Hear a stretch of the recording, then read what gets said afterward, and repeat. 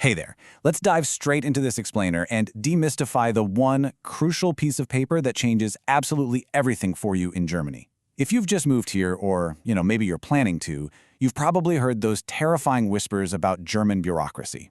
But hey, take a deep breath. Today we're going to act as your knowledgeable friend and guide you step by step through the Anmeldung, which is just the official registration of your address. This is literally the master key to your new life. And while it might sound kind of scary, I promise you it's totally manageable once you know the rules. It might look like a scary bureaucratic wall, but we'll tackle it in 6 simple steps. First, the master key, then the 14-day deadline, gathering your paperwork, booking your appointment, the appointment day itself, and finally, the bureaucratic aftermath. Okay, step 1, the master key, and why the Anmeldung is your gateway to German life. Let's get right into it. So, we're starting here, because without this, you essentially don't legally exist in the German administrative system. Whether you're an EU citizen, a non-EU expat, or actually even a German citizen just moving between cities, everyone has to complete the Anmeldung if they plan to stay longer than 3 months. You do this at the local citizen's office, which is called the Bürgeramt. And once you register, they hand you a document called the Meldebescheinigung. You're going to want to guard that piece of paper with your life. You really can't procrastinate on this one. If you skip your Anmeldung, your life in Germany basically hits a brick wall. No traditional bank account, no standard internet or cell phone contract. But here's the absolute worst part. Without it, you cannot get your tax ID. And without a tax ID on file, your employer is legally forced to stick you in emergency tax class 6. That means a punishing 42% is deducted right out of your gross salary. I mean, sure, you'll eventually get it back in a tax return months down the line, but honestly, nobody wants to live on half their paycheck while trying to settle into a brand new country. Moving on to step 2, the 14-day deadline in navigating Germany's strict registration timeline. So the clock starts ticking the moment you unpack your bags. By federal law, the Bundesmeldegesetz, you have exactly 14 days from moving into your permanent residence to register your address. Now really pay attention to that word permanent. If you're just crashing at a hostel or, a temporary Airbnb while you're apartment hunting, that 14-day clock hasn't actually started yet. It only starts the day you move into your actual contracted home. Now, looking at this, the law technically allows for a massive €1,000 fine for missing that 14-day deadline. Yikes, right? But seriously, there's zero need to panic. Especially in major expat hubs, the civil servants are well aware that getting an appointment within 2 weeks is mathematically impossible right now. As your trusted friend in this, let me reassure you. The golden rule here is to just book your appointment the exact day you sign your lease. Even if the actual appointment is 2 or 3 months away, just save that confirmation email. That email is your absolute shield. If you can prove you at least tried to follow the rules within those first 14 days, they are incredibly forgiving. You're going to be completely fine. All right, step 3, gathering your paperwork and building a flawless document folder. Because showing up at the Bürgeramt with the wrong papers is a total rookie's mistake, and we are going to avoid it. German bureaucracy runs on perfect paperwork. And don't let this terrifyingly long compound word scare you. It is just the single most important piece of paper you're going to need for this entire process. A massive trap for newcomers is thinking they can just walk in and show their rental contract. You can't. Your landlord is legally obligated to sign this specific confirmation form, the Wohnungsgeberbestätigung, which basically verifies that you actually moved in. Oh, and if you're renting a short-term furnished flat, demand this document before you hand over a single cent. If a landlord refuses to provide it, they're actually breaking the law and can face heavy fines themselves. So, alongside that landlord confirmation, here is your definitive checklist.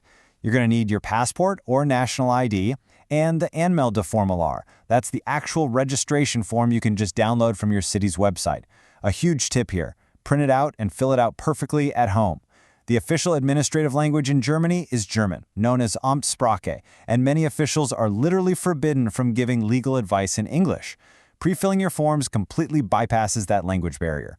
Also, if you're married or have kids, bring the original translated certificates too. Just treat this simple checklist as your personal shield against bureaucracy. Step 4. Booking your appointment and hacks for securing a slot in busy cities.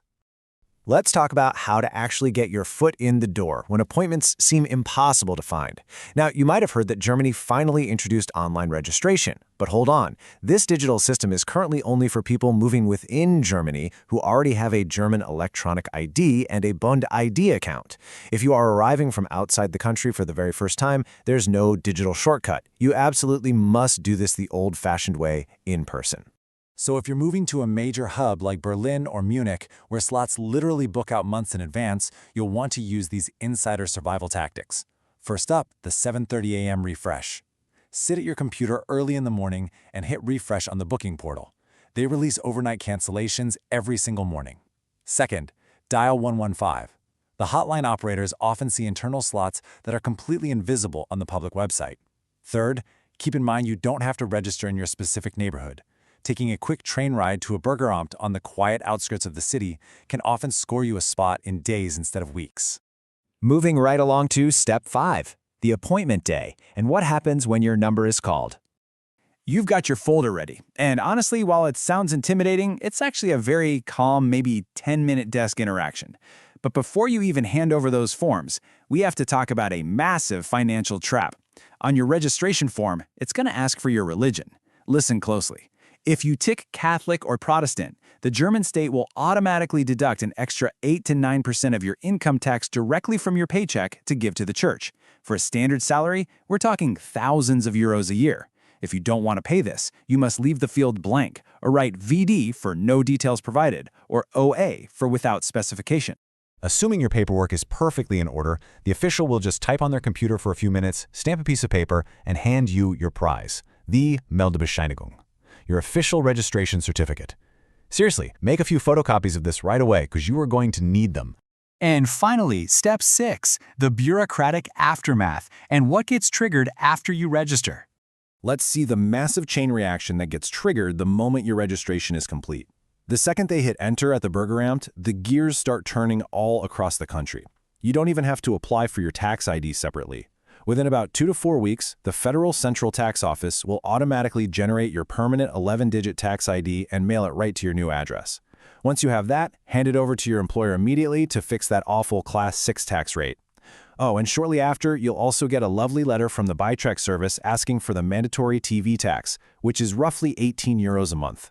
Now here is the absolute secret to actually receiving all these incredibly important letters. You have to understand German mailboxes. German apartments do not use door numbers. Nope, the postman delivers strictly by the last name printed on the mailbox. If your name isn't on the box, the letter goes straight back to the government. So if you're subletting and can't put your name on the box, you absolutely must add CO or the German word bei, followed by the main tenant's name to your official address during your Anmeldung. Don't forget that. Once you've survived this checklist, the German administrative system is basically in the palm of your hand. Give that tax ID to your employer, open up your proper bank account, finalize your health insurance, and set up your TV tax direct debit. Just a quick reminder for the future too, if you ever permanently leave Germany, you have to do this whole process in reverse. It's called an Abmeldung. If you don't do it, they will literally keep charging you for health insurance and taxes. No one wants that.